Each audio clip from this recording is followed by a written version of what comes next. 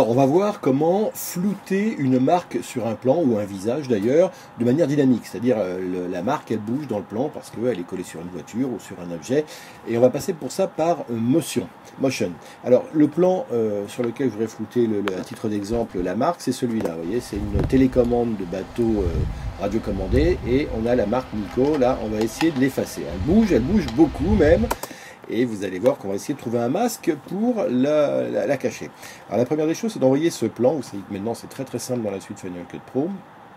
Fichier, envoyer à Projet Motion. Je vais l'appeler du nom du plan, oui, Blanchette. Et hop, on ouvre Motion 4, dans lequel on va utiliser des filtres pour... on va faire une pixelisation de la marque, hein, simplement. Vous voyez, alors le voilà ici. Alors, la première des choses à faire, c'est que je voudrais ouvrir la timeline, et pour ça, faire un raccourci. Alors, ensuite, ce plan, je voudrais le doubler, le dupliquer. Donc, je fais CTRL-clic, dupliquer le plan. Voilà, maintenant, je sélectionne non pas celui du bas ici, mais celui du haut, et je lui applique un masque ici, en allant dans Masque. Je vais prendre un masque rectangulaire plutôt, un masque possible, celui-là, voilà. Et je vais me mettre, on va dire, allez, pour le moment, comme ça. Voilà mon premier masque. Maintenant, je voudrais pouvoir suivre l'objet et ne voir que le masque. Je vais dans la palette ici, j'inverse le masque, ici comme ça, et j'enlève l'image du bas. Voilà, je n'ai plus que le masque qui apparaît. J'ai décoché le plan du bas, je laisse sa copie du haut avec le masque inversé ici, de manière à n'avoir que l'image masquée.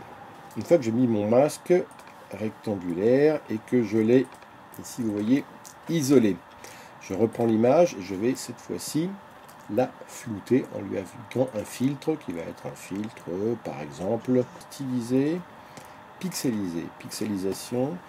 Je vais la régler à l'aide de la palette, comme ça. Voilà, on ne va plus voir grand-chose. 24, allez, non, 22. C'est bon pour moi. Maintenant, il va falloir suivre ce filtre dans le temps. Vous voyez, ici, il est pas mal. Il faut que je reprenne un petit peu la première image qui est ici. Voilà. Et là, il faut que je change mon filtre de place. Il faut que je l'amène, mon masque. Alors, j'appuie sur la touche Record. Et sur la première image, c'est ici qu'il doit être.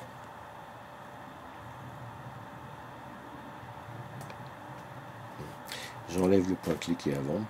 Ici, ce point clé là, je n'en veux pas parce qu'il n'apparaît pas avant. Je supprime l'image clé. Je démarre avec mon filtre ici.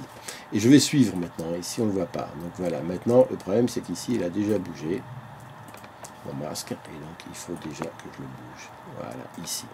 Et ainsi de suite. À chaque mouvement, hop, oh là là, il est déjà loin. Je le reprends. Je le fais bouger là. Je continue. Là, il va aller un petit peu en haut à droite.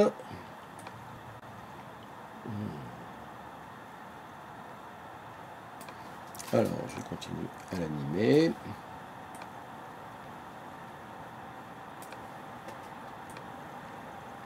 On descend ici. Là, en bas.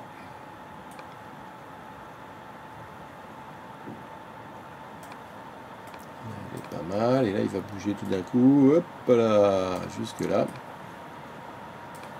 Espérons que ça va bien suivre en synchrone, parce que ça va très vite. On redescend ici. On redescend encore ici.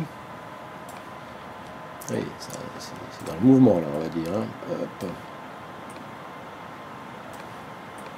Ça remonte là. Et à la fin de mon plan, mon filtre, il est ici. J'enlève la touche Record pour enlever l'enregistrement de mes points clés et je relis.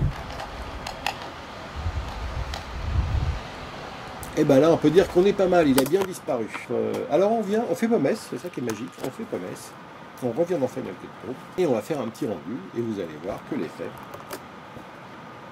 il est directement applicable dans Final. Ce qui est bien, c'est justement qu'on a plus d'aller-retour à faire de placer un clip, replacer, on l'envoie dans Motion, on le corrige avec toutes les possibilités de Motion, on le réinsère ensuite dans Final Cut. Alors c'est parti!